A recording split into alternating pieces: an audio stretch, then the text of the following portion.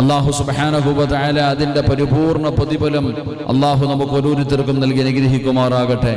എൻ്റെ പ്രിയമുള്ള സഹോദരങ്ങളെ, പരിശുദ്ധമായ മുഹറം 10 നമുക്കറിയാം. അല്ലാഹു സുബ്ഹാനഹു വ തആല ഒരുപാട് അനുഗ്രഹങ്ങൾ ചെയ്ത, അല്ലാഹു സുബ്ഹാനഹു വ തആല ലോകത്ത് കടന്നു വന്ന ഒരുപാട് പ്രവാചകന്മാരെ സഹായിച്ച, അല്ലാഹുവിൻ്റെ സഹായം നേടിയെടുക്കാൻ കഴിഞ്ഞ ഒരു ദിവസമാണ് മുഹറം 10. എല്ലാവരും അൽഹംദുലില്ലാ, നമുക്കറിയാം മഹാനായ പ്രവാചകൻ സല്ലല്ലാഹു അലൈഹി വസല്ലമ തങ്ങൾ പഠിപ്പിച്ചു, മുഹറം മാസത്തിലെ ഈ മുഹറം 10 നോമ്പിന്റെ പ്രതിഫലമായി മുത്തുനബി നമുക്ക് പഠിപ്പിച്ചു തന്നത് ഒരു വർഷക്കാലത്തെ പാപങ്ങൾ അല്ലാഹു പൊറുക്കുമെന്ന. അപ്പോൾ ഒരു വർഷക്കാലത്തെ പാപങ്ങൾ അല്ലാഹു പുറത്തു തരുന്ന ആ മഹത്വമേറിയ ആ ഒരു ദിവസമായിരുന്നു ഇന്ന്. ഇൻഷാ അല്ലാഹ് മോനെ കരയണമടാ ചെറുപ്പക്കാരാ, പെങ്ങളെ കരയണം മോളെ, പെങ്ങളെ കരയണം മോളെ. നിന്റെ കരച്ചൽ കണ്ടിട്ട് അള്ളാന് പോലും വേദനിക്കണം, അള്ളാന് പോലും സങ്കടം തോന്നണം. എങ്ങനെ വേണം കരയാറ്? പാപങ്ങൾ ഓരോ നെണ്ണി നീ കരയേണ്ടതാ. വിജനസ്ഥലം മതി നേറ്റവും പറ്റുന്നതാ. നീ ചെയ്ത തെറ്റിൻ്റെ ആഴമോർത്തിട്ടുണ്ടടാ നടി, നിറയട്ട മണ്ണാൽ നിന്റെ മുഴുവൻ തലമുടി. ഇത് കണ്ട് നിന്നോ ഡലിവ് റബ്ബിന് തോന്നണോ? പടിവാതിലൊഴിയാതെവിടെയും നീ കരയണേ. അതുകൊണ്ട് സദസ്സിലിരിക്കുന്ന ഉപ്പമാരോട് ഉമ്മമാരോട് എൻ്റെ ചെറുപ്പക്കാരോട് പറയുന്നു, കരയടാ മോനെ. ആരും കാണാതെ ജീവിതത്തിൽ ചെയ്തു കൂട്ടിയ ഒരുപാട് പാപമുണ്ടല്ലോ. ഈ പാപം അല്ലാഹുവിന്റെ മുന്നിലൊന്ന് ഏറ്റു പറയണ്ടേ. എന്തിനാടാ ചുമക്കുന്നത്? എന്തിനാടാ ചുമക്കുന്നത്? എന്തിനാടാ പേടിക്കുന്നത്? നിന്റെ അല്ലാഹ് ആരെന്നറിയോ? പല ചെറുപ്പക്കാരും ചോദിക്കും, ഉസ്താദേ അല്ലാഹ് എനിക്ക് പുറത്തു തരുവോ? പലരും ചോദിക്കും, ഉസ്താദേ അല്ലാഹ് എനിക്ക് പുറത്തു തരുവോന്ന്. നിന്റെ അല്ലാഹ് ആരെന്നറിയോ? നിന്റെ അല്ലാഹ് ആരെന്നറിയോ? 100 കൊല ചെയ്തവന് പുറത്തു കൊടുത്തവനാ നമ്മുടെ റബ്ബ്. വ്യഭിചരിച്ചിട്ടുണ്ടോ?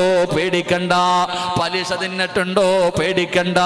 നിങ്ങൾ എത്ര വലിയ അപരാധം ചെയ്തവരാണെങ്കിലും നിങ്ങൾ ഭയപ്പെടണ്ട. നിങ്ങളുടെ അല്ലാഹ് ആരെന്നറിയുമോ? ഖുൽ യാ ഇബാദിയല്ലദീന അസ്റഫൂ അലാ അൻഫുസിഹിം ലാ തഖ്നതൂ മിർ റഹ്മത്തില്ലാഹ്. അല്ലാഹ് പറഞ്ഞത് നബിയേ, പറഞ്ഞു കൊടുക്ക് നബിയേ, പറഞ്ഞു കൊടുക്ക് നബിയേ. ജീവിതത്തിൽ പാപം ചെയ്തവരോട് എന്നോട് പറയാറ്.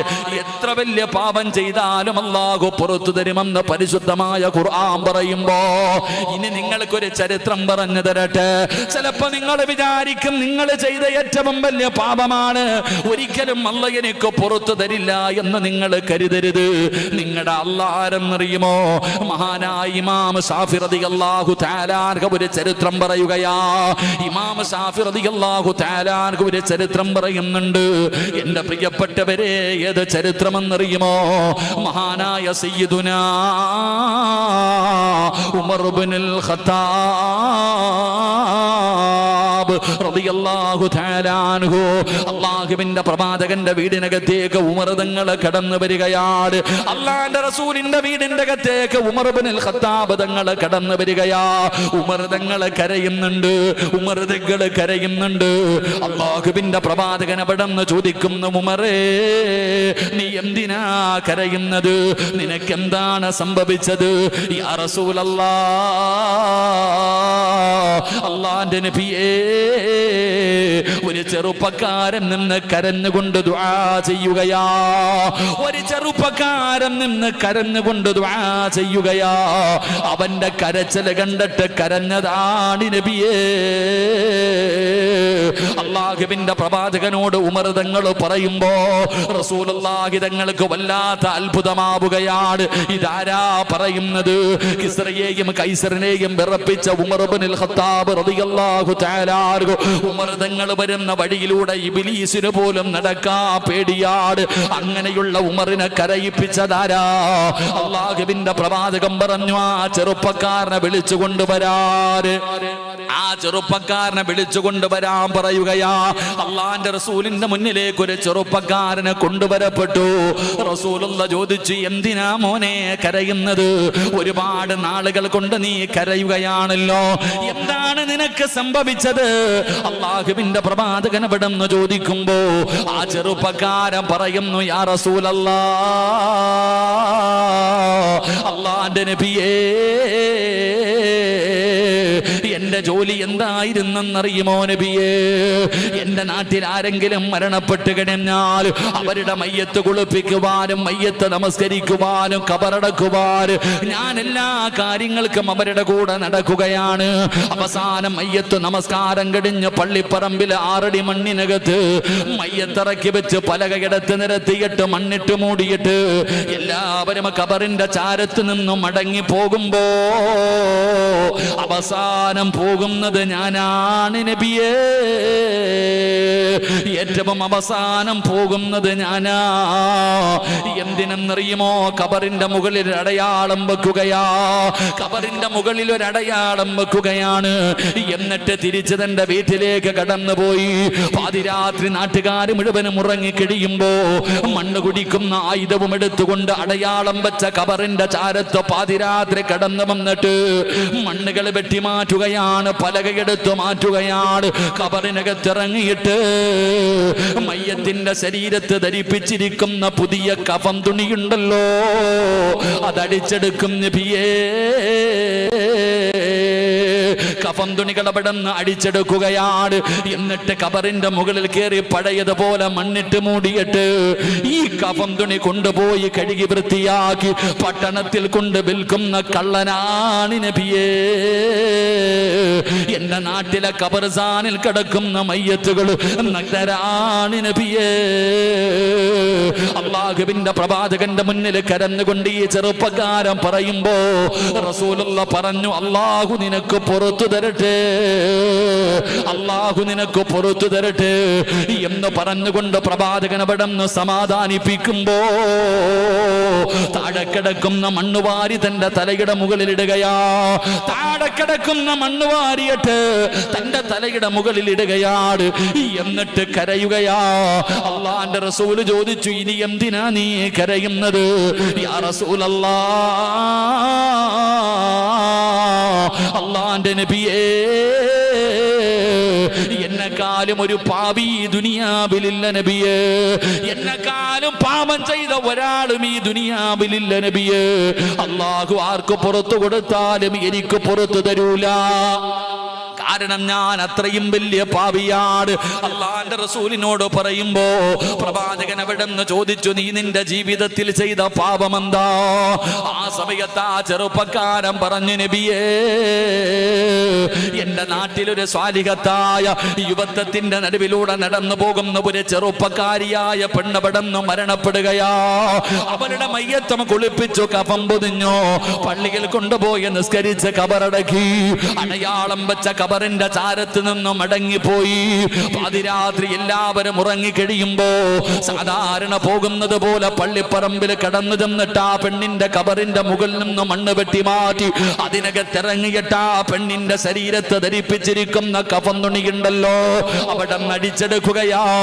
എന്നിട്ട് കബറിൽ മണ്ണിട്ട് മൂടിയിട്ട് മീസാങ്കല്ലുകൾ നിരത്തി വെച്ചിരിക്കുന്ന മൈലാഞ്ചി ചെടികളുള്ള ആത്മാക്കളുടെ ലോകമായ ഖബർസ്ഥാനിലൂടെ ഈ ചെറുപ്പക്കാരൻ ഇങ്ങനെ നടന്നു പോവുകയാണ്. കുറച്ചങ്ങ് മുന്നോട്ട് നടന്നു കഴിഞ്ഞപ്പോ യാ റസൂലല്ലാഹ്, അല്ലാഹുവിന്റെ നബിയേ, ഒരു തുണ്ട് വസ്ത്രം പോലുമില്ലാതെ, ഒരു നൂൽപന്തം പോലുമില്ലാതെ ഖബറിന്റെ അകത്ത് കിടക്കുന്ന പെണ്ണിനെ എനിക്ക് ഓർമ്മ വന്നു നബിയേ. എനിക്ക് അവളെ ഓർമ്മ വന്നു നബിയേ. രണ്ടാമതും ഓടുകയാ. ഖബറിന്റെ ചാരത്ത് ചെന്ന് മണ്ണുകൾ വെട്ടി മാറ്റി പലകയെടുത്ത് മാറ്റി. എന്നിട്ട് ഖബറിനകത്തിറങ്ങുകയാ. ഖബർ കബറിനകത്തിറങ്ങിയിട്ട് ഒരു നൂൽബന്ധം പോലും ഇല്ലാതെ കബറിനകത്ത് മരിച്ചു കിടക്കുന്ന പെണ്ണിനെ കണ്ടപ്പോ എനിക്ക് അവളോട് മോഹം തോന്നി നബിയേ, എനിക്ക് അവളോട് ആഗ്രഹം തോന്നി നബിയേ. ഞാൻ അവളെ കേറി പിടിച്ചു നബിയേ.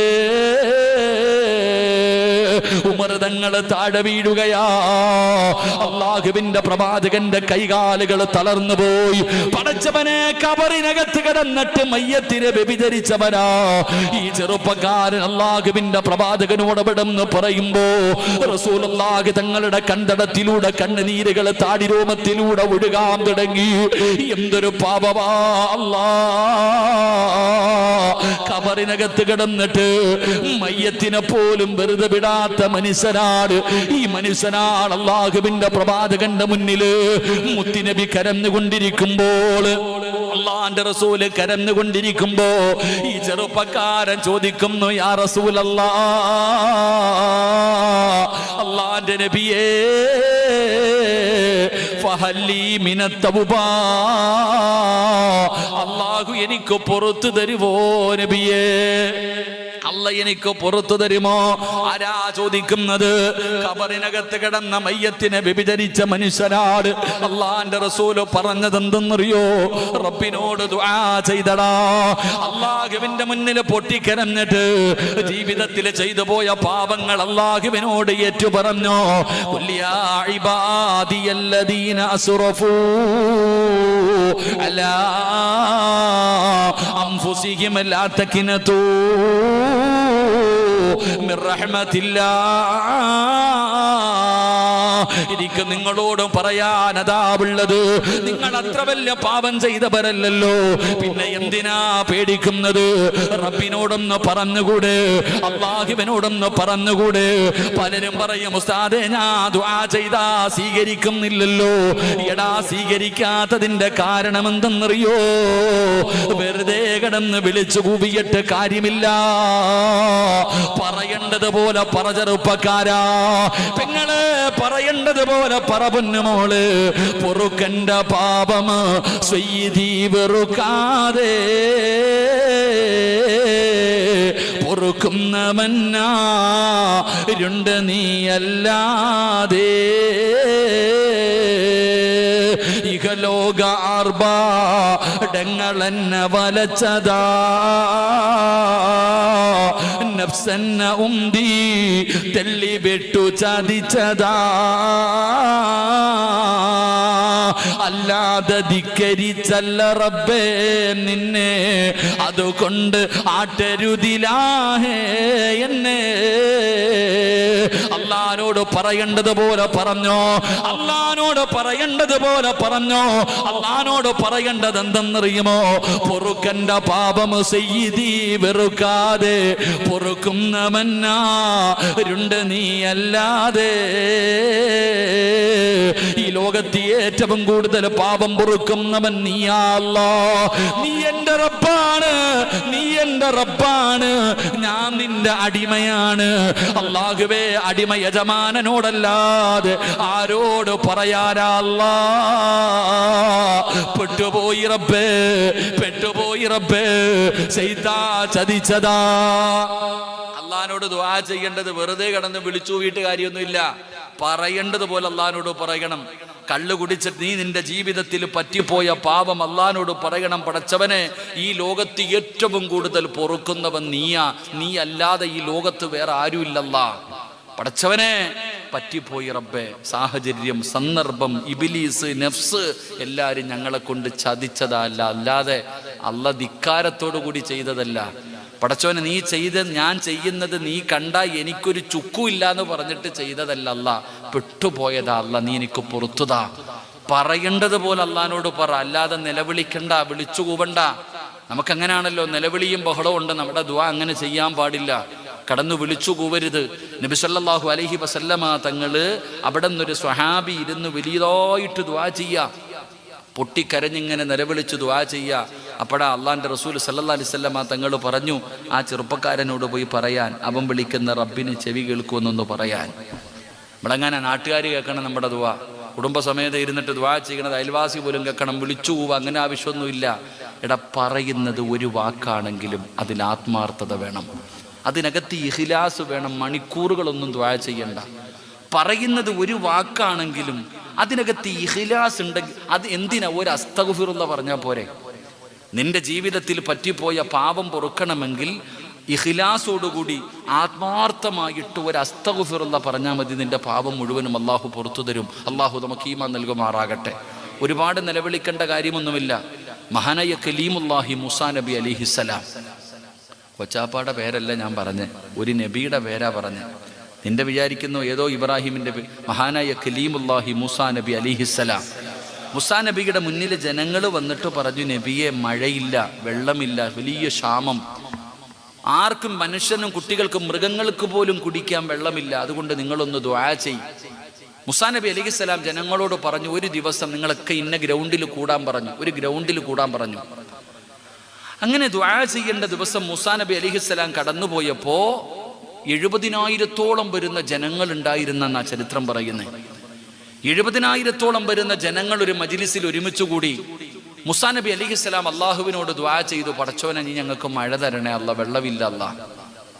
മൂസാ നബി ദുആ ചെയ്തപ്പോ അള്ളാഹുവിൻ്റെ ഭാഗത്ത് നിന്ന് വിളിച്ചു പറഞ്ഞു, മൂസാ, ദുആ സ്വീകരിക്കൂല, നീ ദുആ ചെയ്ത സ്വീകരിക്കൂല. എന്തേ അല്ലാ? ഈ ഇരിക്കുന്ന ആൾക്കാരുടെ ഇടയിൽ 40 കൊല്ലമായിട്ട് എന്നെ മറന്നു നടക്കുന്ന ഒരുത്തൻ ഇരിപ്പുണ്ട്. 40 വർഷക്കാലമായിട്ട് എന്നെ ധിക്കരിച്ചു കൊണ്ടിരിക്കുന്ന ഒരു മനുഷ്യൻ ഈ മജ്ലിസിൽ ഇരിക്കുന്നുണ്ട്. അവൻ അവിടെ നിന്ന് എഴുന്നേറ്റ് പോകാതെ ഈ ദുആയ്ക്ക് ഉത്തരമുണ്ടാകില്ല. മൂസാ നബി അലൈഹിസ്സലാം അവിടെ നിന്ന് തൻ്റെ മുന്നിലിരിക്കുന്ന 70,000-ഓളം വരുന്ന ജനങ്ങളോട് വിളിച്ചു പറഞ്ഞു, ഈ കൂട്ടത്തിൽ 40 കൊല്ലമായിട്ട് അള്ളാഹുവിനെ മറന്ന് നടക്കുന്ന ഒരു മനുഷ്യൻ ഇരിപ്പുണ്ട്, അവൻ എഴുന്നേറ്റ് പോകണം. അവൻ എഴുന്നേറ്റ് പോയാലേ മഴ പെയ്യത്തുള്ളൂ, എഴുന്നേറ്റ് പോകണം. മൂസാ നബി അലൈഹിസ്സലാം ഇത് പറയുമ്പോൾ ജനങ്ങൾ അങ്ങോട്ടും ഇങ്ങോട്ടും നോക്കുക, ആരാ അല്ലാ ഈ ഇത്രയും വലിയ മോശക്കാരൻ? 40 കൊല്ലമായിട്ട് അള്ളാഹുവിനെ മറന്ന് നടക്കുന്ന ഈ മനുഷ്യനാരാ? എല്ലാവരും അങ്ങോട്ടും ഇങ്ങോട്ടും നോക്കുകയാ. എൻ്റെ പ്രിയപ്പെട്ട സഹോദരങ്ങളെ, അപ്പൊ ഈ 40 കൊല്ലമായിട്ട് അള്ളാനെ മറന്ന് നടക്കുന്നവനും ആ കൂട്ടത്തിലുണ്ട്. ഓം വിചാരിച്ചു, അല്ലാ എന്നെ കുറിച്ചാണല്ലോ ഈ പറയണേ, ഞാനിപ്പോൾ ഇവിടെ നിന്ന് എഴുന്നേറ്റ് പോയാൽ എല്ലാവരും എന്നെ അറിയും, ഞാൻ നാണം കെടും, ഇനി ജീവിച്ചിരുന്നിട്ട് കാര്യമില്ല, എല്ലാവരുടെ മുന്നിൽ ഞാൻ നാണം കെട്ടുപോകും. പടച്ചവനെ, അള്ളാഹുവേ, ഇനി എഴുന്നേറ്റ് പോകാതിരുന്ന മഴയും പെയ്യൂല. അപ്പൊ ഈ മനുഷ്യൻ ചിന്തിച്ചു, ഞാൻ ഇത്രയും വലിയ വൃത്തികെട്ടവനാണോ? ഞാൻ ഇത്രയും വലിയ പാപിയാണോ? ഇത്രയും വലിയ മോശക്കാരനാണോ? ആ മനുഷ്യനൊരു കുറ്റബോധം തോന്നി. ആ മനുഷ്യൻ, ചരിത്രം പറയുന്നു, ആ മനുഷ്യനൊരു കുറ്റബോധം തോന്നി. ഈ മനുഷ്യൻ 2 മുട്ടുകാലിലേക്ക് തൻ്റെ തല താഴ്ത്തി വെച്ചു. തൻ്റെ മുഖം ഇങ്ങനെ മണ്ണിലേക്ക് നോക്കുന്ന രീതിയിൽ ഇങ്ങനെ തല താഴ്ത്തി വെച്ചു. എന്നിട്ട് ഈ മനുഷ്യൻ അള്ളാഹുവിനോട് പറഞ്ഞു, പടച്ചവനെ, ജീവിതത്തിൽ ഒരുപാട് പാപങ്ങൾ ചെയ്തു പോയി റബ്ബേ, ഇന്നുവരെ ഞാൻ ചെയ്തത് മുഴുവനും പാപമാണ്. എങ്ങനെയാണ് ഇത് നിന്നോട് എടുത്തു പറയേണ്ടതെന്ന് പോലും എനിക്കറിയില്ല, എങ്ങനെയാണ് തൗബ ചെയ്യേണ്ടതെന്ന് പോലും എനിക്കറിയില്ല അല്ലാ, ഞാൻ അത്രയ്ക്കും പാപം ചെയ്തവനാ. ഈ മനുഷ്യൻ അള്ളാഹുവിനോട് പറയുകയാ, പടച്ചവനെ, ഇനി ഒരിക്കലും ഞാൻ ചെയ്യില്ല അല്ലാ, അള്ളാഹുവേ, ഇനി ഒരിക്കലും ഞാൻ ചെയ്യില്ല അല്ലാ. ഈ മനുഷ്യൻ അള്ളാഹുവിനോട് തന്റെ തല താഴ്ത്തി വെച്ചിട്ട് പറയുന്നു, അല്ലാ, ജീവിതത്തിൽ ഒരുപാട് പാപങ്ങൾ ചെയ്തു പോയി റബ്ബേ, അല്ലാഹുവേ, ഈ ചെയ്ത പാപം എങ്ങനെയാണ് നിന്റെ മുന്നിലേറ്റു പറയേണ്ടതെന്ന് പോലും എനിക്കറിയില്ല. അതുകൊണ്ട് നാഥാ, ഇനി ഒരിക്കലും ചെയ്യില്ല അല്ലാ, ഇനി ഒരിക്കലും ചെയ്യില്ല അല്ലാ. ഈ മനുഷ്യനടുത്തിരുന്ന ആളുപോലും കേൾക്കാതെ റബ്ബിനോട് പറയുകയാണ്, ഇനി ഒരിക്കലും ചെയ്യില്ല തമ്പുരാന്. എന്നിട്ട് ആ മനുഷ്യൻ അല്ലാഹുവോട് പറയുന്നു, നാഥാ, എന്റെ തൗബ നീ സ്വീകരിച്ചാൽ, എന്റെ തൗബ നീ സ്വീകരിച്ചാൽ മഴ തരണേ അല്ലാ, മഴ തരണേ അല്ലാ. ഈ പാപിയായ മനുഷ്യൻ അല്ലാഹുവിനോട് ദുആ ചെയ്യുമ്പോ ആകാശത്ത് കാർമേഘങ്ങൾ കടന്നു വരികയാണ്. ജനങ്ങൾ മുഴുവനും സന്തോഷം കൊണ്ട് തുള്ളിച്ചാടുകയാണ്. ആകാശത്ത് നിന്ന് മഴത്തുള്ളികൾ ഭൂമിയുടെ മടിത്തട്ടിലേക്ക് പെയ്തിറങ്ങുകയാണ്. അല്ലാഹുവേ, ജനങ്ങൾ മുഴുവനും സന്തോഷത്തോടെ തന്റെ വീടുകളിലേക്ക് ഓടുകയാണ്. പക്ഷേ മൂസാ നബി ചിന്തിക്കുന്നു, അല്ലാ, ഇവിടെ നിന്ന് ആരും എഴുന്നേറ്റ് പോയില്ലല്ലോ. പിന്നെ എങ്ങനെയാണ് മഴ പെയ്തത്? പിന്നെ എങ്ങനെയാണ് മഴ പെയ്തത്? അതാ വരുന്ന മുഖറബുൽ അംലാക്ക് മലക്ക് ജിബ്രീൽ അലൈഹിസ്സലാം എന്നിട്ട് പറയുന്ന മൂസാ നബിയേ, ആ മനുഷ്യന് തൗബ ചെയ്തതിന്റെ സന്തോഷത്തിൽ അല്ലാഹു മഴ തന്നതാണ് നബിയേ. എന്റെ പ്രിയപ്പെട്ടവരെ, പറയുന്നത് ഇഖ്ലാസ് ഉണ്ടോ? പറയുന്നത് ചെറിയ വാക്കാണെങ്കിലും അതിനകത്ത് ഇഖ്ലാസ് ഉണ്ടെങ്കിൽ നിന്റെ ദുആയിക്ക് ഉത്തരമുണ്ട്.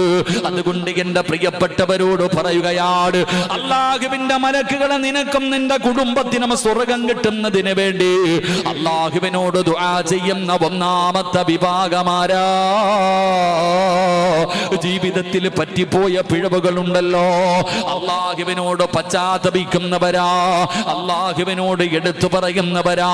അതുകൊണ്ട് എന്റെ പ്രിയപ്പെട്ടവരോട് പറയുകയാണ്, ജീവിതത്തിൽ പറ്റിപ്പോയ പാപങ്ങളെ പടച്ച റബ്ബിന്റെ മുന്നിൽ പറയാ നാണം വേണ്ട, മടി വേണ്ട, ലജ്ജ വേണ്ട.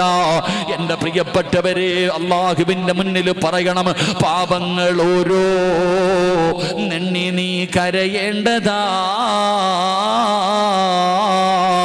വിജനസ്ഥലം മതി നേറ്റവും പറ്റുന്നതാ. നീ ചെയ്ത തെറ്റിൻ്റെ ആഴമോർത്തിട്ടുണ്ടടാ നടി, നിറയട്ട മണ്ണാൽ നിന്റെ മുഴുവൻ തലമുടി. ഇത് കണ്ടു നിന്നോ ഡലിവ് റബ്ബിനു തോന്നണം, പടിവാതിലൊഴിയാതെവിടെയും നീ കരയണേ. അതുകൊണ്ട് അല്ലാഹുവിന്റെ മുന്നിൽ കള്ള് കുടിച്ചെങ്കിൽ കുടിച്ചെന്ന് പറ, വ്യഭിചരിച്ചെങ്കിൽ വ്യഭിചരിച്ചെന്ന് പറ, നിസ്കാരം മുടക്കിയെങ്കിൽ മുടക്കിയെന്ന് പറ, ജീവിതം തുലച്ചെങ്കിൽ തുലച്ചെന്ന് പറ, മോഷണം നടത്തിയെങ്കിൽ മോഷണം നടത്തിയതെന്ന് പറ, അഹങ്കാരം കാണിച്ചെങ്കിൽ അഹങ്കാരം കാണിച്ചെന്ന് പറ. ജീവിതത്തിൽ പറ്റിപ്പോയ പാപം പടച്ച റബ്ബിന്റെ ദർബാറിലേക്ക് ഇരു കരങ്ങൾ ഉയർത്തിയിട്ട് നീ അല്ലാഹുവിന്റെ മുന്നിൽ തൗബ ചെയ്ത് മടങ്ങിയ അല്ലാഹുവിന്റെ മലക്കുകളുടെ ദുആ നിനക്ക് ലഭിക്കുമെന്ന് അല്ലാഹുവിന്റെ വിശുദ്ധ ഖുർആൻ. എന്റെ പ്രിയപ്പെട്ടവരെ, വിശദീകരിക്കുന്നില്ല. രണ്ടാമത്തെ വിഭാഗം ആരെന്നറിയുമോ? അല്ലാഹുവിന്റെ പ്രവാചകൻ എവിടെന്ന് പറയുകയാണ്, പരിശുദ്ധമായ ഖുർആൻ എവിടെന്ന് പറഞ്ഞു തരികയാ. രണ്ടാമത്തെ വിഭാഗമാരാ? ഇഹ്ദിനസ് സിറാത്തൽ മുസ്തഖീം സിറാത്തൽ ലദീന അൻഅംത അലൈഹിം ഗൈറിൽ മഗ്ലൂബി അലൈഹിം വലല്ലാലീൻ.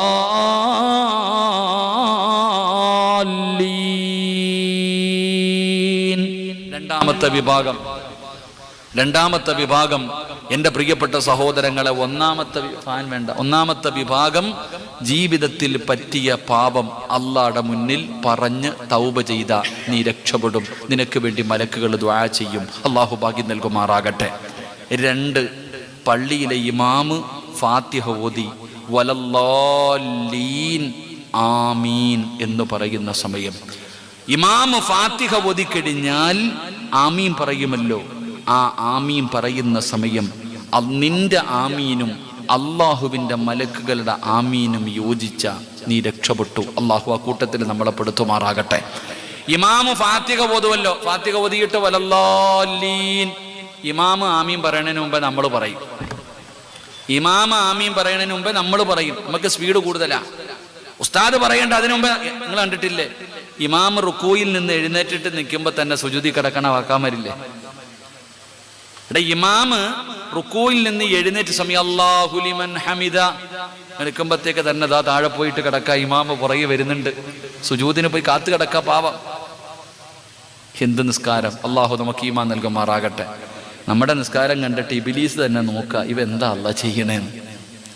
നമ്മുടെയൊക്കെ നിസ്കാരം കണ്ടട്ടെ, ഇബ്ലീസിന് തന്നെ ചിരിയാ വരണേ. ഇവ ഈ അള്ളാനെ കളിയാക്കുന്ന കണ്ടിട്ട് അവൻ തന്നെ നിന്ന് ചിരിക്കുക. അങ്ങനത്തെ നിസ്കാരമാണ് നമ്മുടെ നിസ്കാരം. നമുക്കറിയില്ല എൻ്റെ വില. എടാ, ഇങ്ങനെ ഇമാമിന് മുമ്പേ പോകുന്നവൻ നാളെ പരലോകത്ത് പന്നിയുടെ കോലത്തിലെങ്ങാണ്ട വരുമെന്ന. പന്നിയുടെ കോലത്തിൽ നമ്മുടെ നിസ്കാരം അറിയാലോ അല്ലേ? ഫവൈലുൽ ലിൽ മുസല്ലീൻ, വൈലെന്ന് പറയണ നരകം നിസ്കരിക്കുന്നവനെന്നാ. അള്ളാഹു നമ്മളെ കാക്കുമാറാകട്ടെ.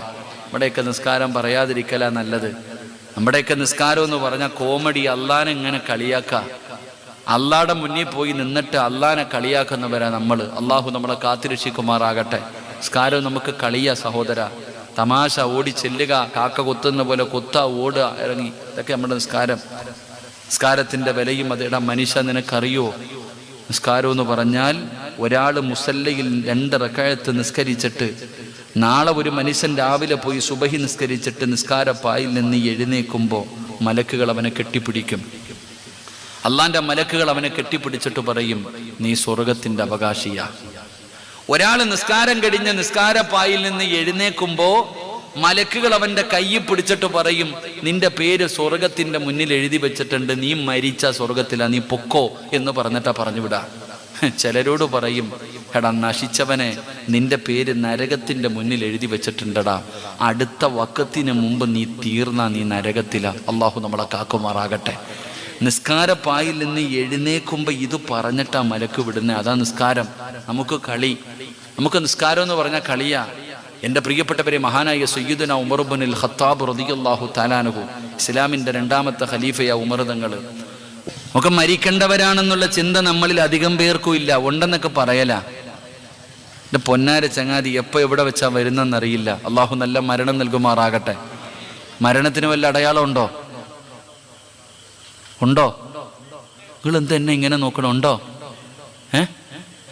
മനുഷ്യ മരണത്തിന് അടയാളമുണ്ട്. ആരാ പറഞ്ഞില്ല എന്ന്? ചുമ്മാതെ പറയും പെട്ടെന്ന് മരിച്ചു പോയെന്ന്. ആര് പറഞ്ഞു പെട്ടെന്ന് മരിച്ചു പോയെന്ന്? അങ്ങനൊന്നും ഇല്ല. മരണത്തിന് അടയാളം ഉണ്ടടാ ചങ്ങായി, പഠിക്ക്. 1 അല്ല 3 എണ്ണം ഉണ്ടല്ലോ. മരണത്തിന് ഈ അടുത്ത് ഞാനൊരു വീട്ടിൽ പോയപ്പോൾ പറഞ്ഞു, ഉസ്താദേ, ഈ വീട്ടിലെ ചെറുപ്പക്കാരൻ പെട്ടെന്ന് മരിച്ചുപോയി. ഞാൻ ചോദിച്ചു, എത്ര വയസ്സുണ്ട്? 55 വയസ്സ് ചെറുപ്പക്കാരന്. അപ്പൊ ചെറുപ്പക്കാരൻ എത്ര വയസ്സാപ്പാ? എടാ, 55 വയസ്സുള്ളവൻ ചെറുപ്പക്കാരനാണെങ്കിൽ ഈ 35 വയസ്സുകാരൻ എന്ത് പറയും? കുട്ടി എന്ന് പറയുമോ? 40 വയസ്സ് കഴിഞ്ഞവരൊക്കെ ഒന്ന് കൈപൊക്കിക്കേ. പെണ്ണ് കെട്ടിക്കാനൊന്നും അല്ല, പൊക്കിക്കേ. തീരുമാനമായി. സുബ്ഹാനല്ലാഹ്. നിങ്ങളുടെ കാര്യം പോയിട്ടാ, നിങ്ങളുടെ കാര്യം പോയി. നിങ്ങൾ സൂക്ഷിക്കണം. 40 കഴിഞ്ഞവർ സൂക്ഷിക്കണം.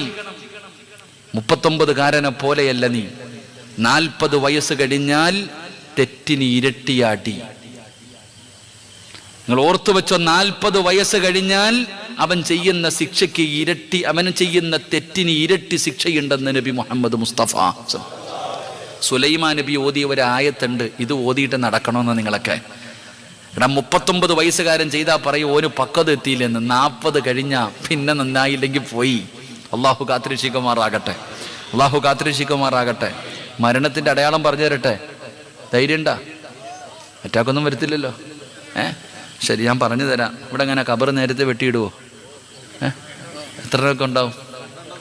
2 എണ്ണേ ഉള്ളോ? പറ്റുമെങ്കിൽ പോയി വെട്ടിക്കോ. നിനക്ക് തന്നെ പറഞ്ഞാൽ നീ തന്നെ വെട്ടിയിട അളവിന്. നാളെ തന്നെ പോയി കഫൻ തുണിയൊക്കെ വാങ്ങണം കേട്ടാ. ചിലപ്പോൾ നിന്റെ നീളത്തിന് കിട്ടിയില്ലെങ്കിലോ. താത്താമാരൊക്കെ ഇവിടെ ടൗൺ ഏതാ ഉള്ളത്? പേരാമ്പ്ര ഏതാ? ഏത് നല്ല ടൗൺ ആണെങ്കിലും പോയി കഫൻ തുണി വാങ്ങിച്ചു വെച്ചോ. അള്ളാഹു നല്ല മരണം തരുമാറാകട്ടെ. ഇവിടെ എന്തിപ്പോൾ താത്താമാര് വിളമ്പണത്? അടികൊള്ളുന്നത് ചെണ്ട, പണം വാങ്ങുന്നത് മാരാര്. വഴുതു പറയുന്ന ഉസ്താദിന് പച്ചവെള്ളം, കേൾക്കാൻ വന്നതിന് ചായം കടിയും. ബക്കറ്റ് അവിടെ വെച്ചിട്ടിരുന്നു. ആദ്യം അടയാളം കേക്ക്, പിന്നെ ബക്കറ്റ് ഇങ്ങിതാ ബക്കറ്റ് ഇങ്ങി കൊണ്ടുപോവാ. ആദ്യം പള്ളിക്കുഴി പോയാൽ സമയമായോ നോക്കാം. ഇങ്ങിതാ ബിസ്മില്ലാ, അവിടെ പോയി ഇവിടെ കയറി ഇരുന്നോ. ഷാ അല്ലാ. ബക്കറ്റ് വരുമ്പോഴല്ലേ ഓടാൻ പറ്റൂ, അസറായിൽ വരുമ്പോൾ ഓടാൻ പറ്റില്ലല്ലോ. റെഡിയല്ലേ? നിങ്ങൾ എന്താ കേക്ക് മനുഷ്യ? റെഡിയല്ലേ? ഈ ഗർഭിണി പെണ്ണുങ്ങൾ ഇരിക്കണ പോലെ ഇരിക്കാതെ നേരെ ഇരുന്നേ. ഇതിലെ പ്രസവ വാർഡിൽ വെട്ടിയിട്ടതുപോലെ ഇരിക്കാതെ നേരെ ഇരിക്കുക. മരണത്തിന്റെ അടയാളം പറയണേ. ഇനി നിൽക്കണോ ഇരിക്കണോ എന്ന് നിങ്ങൾ തീരുമാനിക്കുക. ഞാൻ വെറുതെ പറഞ്ഞതല്ല. മരണത്തിന്റെ 1ാമത്തെ അടയാളം എന്തെന്നറിയോ? നിങ്ങളുടെ തലയിലും താടിയിലെയും കറുത്ത രോമങ്ങൾക്കിടയിൽ ഈ എവിടെയെങ്കിലും ഒരു വെള്ള കാണുന്നുണ്ടെങ്കിൽ, ഒരു വെള്ള രോമം നിന്റെ താടിയിലും നിന്റെ തലയിലും ഉണ്ടെങ്കിൽ അത് നിന്റെ ഒടുക്കത്തെ യാത്രയുടെ അടയാളമാ. ഒരുങ്ങിക്കോ. അള്ളാഹു നമുക്ക് ഈമാൻ നൽകുമാറാകട്ടെ. ഉറക്കപ്പറ അല്ലാഹ് ഈമാൻ നൽകുമാറാകട്ടെ. എന്താ അടയാളം? ഒരു രോമം നരച്ചിട്ടുണ്ടോ നിന്റെയൊക്കെ തലയിലും താടിയിലും? പുറകോട്ടൊന്നും നോക്കണില്ല, കാരണം എല്ലാം വെട്ടാൻ നിർത്തിയിരിക്കുക. ഒരു രോമം നരച്ചിട്ടുണ്ടോ നിന്റെ തലയിലും നിന്റെ താടിയിലും? ബയാദു ശഅരിക ബഅദ സവാദി.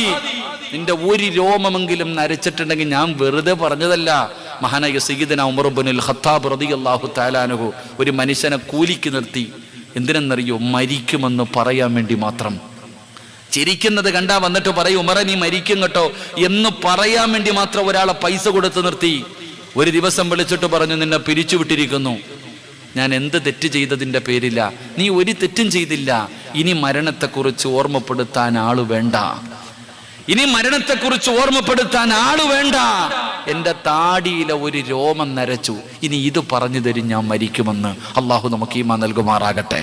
നബി സല്ലല്ലാഹു അലൈഹി വസല്ലമ തങ്ങൾ വഫാത്താകുമ്പോൾ 17 or 19 മുടിയെ നരച്ചിട്ടുണ്ടായിരുന്നുള്ളൂ. നിന്റെ 60 നരച്ചു. നിന്റെ 60 നരച്ചു. ക്ലീൻ ഷേവ് അടിച്ചിട്ട് നടക്കുക. എന്തിനാ? കിളവാന്ന് നാട്ടുകാർ വിളിക്കാതിരിക്കാൻ. പിന്നെ മൈലാഞ്ചി ഇടുന്നവരുണ്ട്, പെയിന്റ് അടിക്കുന്നവരുണ്ട്. നിങ്ങൾ കുടിച്ചോ, കുഴപ്പമില്ല. അള്ളാഹു ഈമാൻ നൽകുമാറാകട്ടെ. അപ്പൊ ഏകദേശം തീരുമാനമായില്ലേ? ഏകദേശം തീരുമാനമായില്ലേ? സന്തോഷമായില്ലേ? ഇനി ബാക്കി 2 എണ്ണം കൂടെ പറഞ്ഞിട്ട് അറ്റാക്ക് വരുത്തുന്നില്ല. അള്ളാഹു ഈമാൻ നൽകുമാറാകട്ടെ. മസ്ജിദിൻ അള്ളാഹുവിന്റെ പള്ളി റസൂലുള്ളാഹി മഹാനായ ഉമർ ഇബ്നുൽ ഖത്താബ് റളിയല്ലാഹു തആല അൻഹു പള്ളിക്കകത്ത് ഇമാമത്ത് നിൽക്കുക. സുബഹി നിസ്കരിച്ചിട്ടുണ്ട്. സൂറത്തു ത്വാഹയാണ് പാരായണം ചെയ്യുന്നത്. നിസ്കരിച്ചു കൊണ്ടിരുന്നപ്പോഴാ ഒരുത്തൻ പള്ളിക്കകത്ത് കയറി വന്നത്. അബൂ ലുഅ മജൂസിയായ മനുഷ്യൻ പള്ളിക്കകത്ത് കയറി വന്നിട്ട് ഇമാമിന്റെ അടിവയറ്റിൽ കത്തികയറ്റി. ഖലീഫയാ, നിങ്ങൾ മനസ്സിലാക്ക്. പള്ളിയിലെ ഇമാമിന്റെ അടിവയറ്റിൽ കത്തികയറ്റി കുത്തി ഇറക്കി. എന്നിട്ട് ഇവൻ ഇറങ്ങിപ്പോകുമ്പോ പള്ളിക്കകത്ത് നിസ്കരിച്ചു കൊണ്ടിരുന്ന 7ഓളം വരുന്ന സ്വഹാബികൾ കുത്തുകൊണ്ട് താഴെ വീണു. 7ഓളം വരുന്ന സ്വഹാബികളെയും കുത്തി. എന്നിട്ടാ ഇവൻ ഇറങ്ങിപ്പോയേ.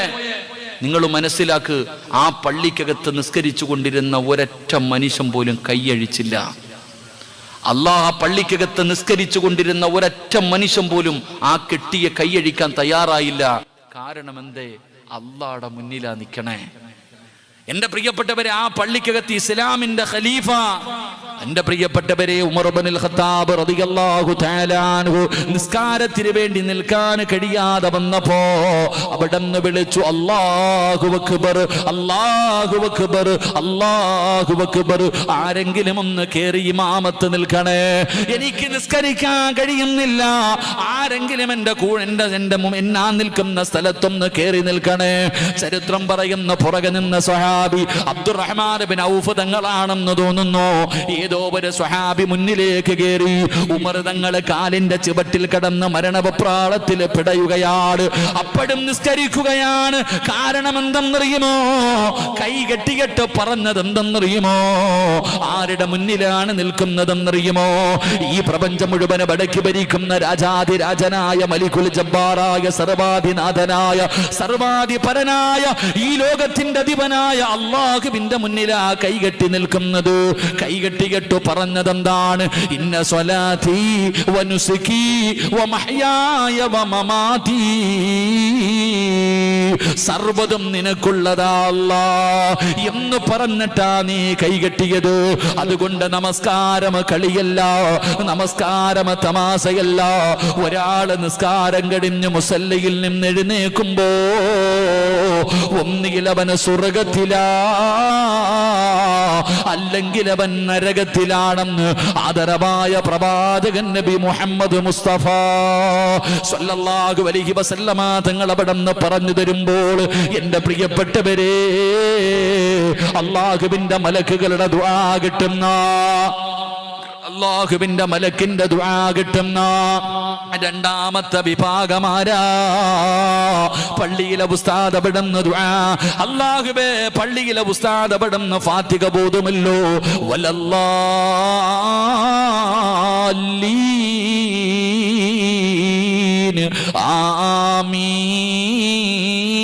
ആമീൻ.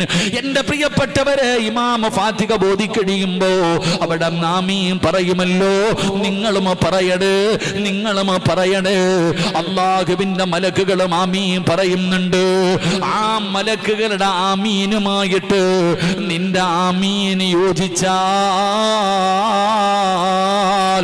നീ രക്ഷപ്പെട്ടു വാപ്പാ, നീ രക്ഷപ്പെട്ട് ചെറുപ്പക്കാരാ. അതുകൊണ്ട് അല്ലാഹുവിന്റെ ഖുർആൻ വിടന്ന് പറയുകയാണ്, ഇഹ്ദിനസ് സിറാത്തൽ മുസ്തഖീം സിറാത്തൽ ലദീന അൻഅംത അലൈഹിം ഗൈറിൽ മഗ്ലൂബി അലൈഹിം വലല്ലാലീൻ.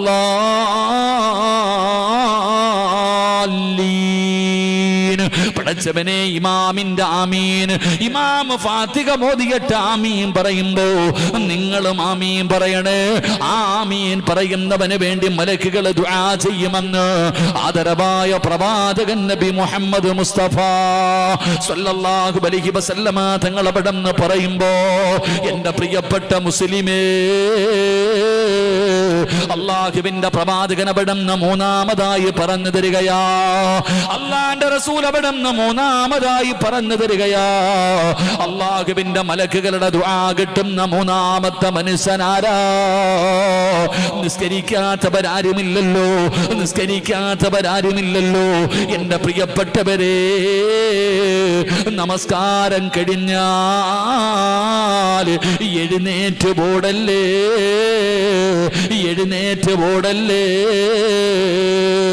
അല്ലാഹുവിന്റെ പ്രവാചകൻ അവിടെന്ന് പറയുകയാ, അല്ലാഹുവിന്റെ റസൂൽ അവിടെന്ന് പറയുകയാണ്, നമസ്കാരം കഴിഞ്ഞാ നിങ്ങൾ എഴുന്നേറ്റ് ഓടരുത്, മുസല്ലയിലിരിക്കണേ. ഒരു 5 മിനിറ്റെങ്കിലും നിങ്ങൾക്കും ഇരുന്നുകൂടെ? ആ നിസ്കാര പായില് നമസ്കരിച്ച സ്ഥലത്ത് ഒരു 5 മിനിറ്റ് നിങ്ങൾക്കും ഇരുന്നുകൂടെ? നിങ്ങൾക്കും ദിക്ർ പറഞ്ഞുകൂടെ? സുബ്ഹാനല്ലാഹ് പറഞ്ഞുകൂടെ? അൽഹംദുലില്ലാഹ് പറഞ്ഞുകൂടെ? അല്ലാഹു അക്ബർ പറഞ്ഞുകൂടെ? ലാ ഇലാഹ ഇല്ലല്ലാഹ് പറഞ്ഞുകൂടെ? അത് കഴിഞ്ഞ പള്ളിയിലെ ഉസ്താദ് ദുആ ചെയ്യുമല്ലോ. ആ ദുആ ചെയ്ത സലാം പറഞ്ഞു, എല്ലാവരും അവിടെ നിന്ന് ദുആ ചെയ്തു, സലാത്ത് പറഞ്ഞു. എന്റെ പ്രിയപ്പെട്ടവരെ, എഴുന്നേറ്റ് ഓടല്ലേ. ഏതെങ്കിലും ഒരു മനുഷ്യൻ നമസ്കാരപ്പായില്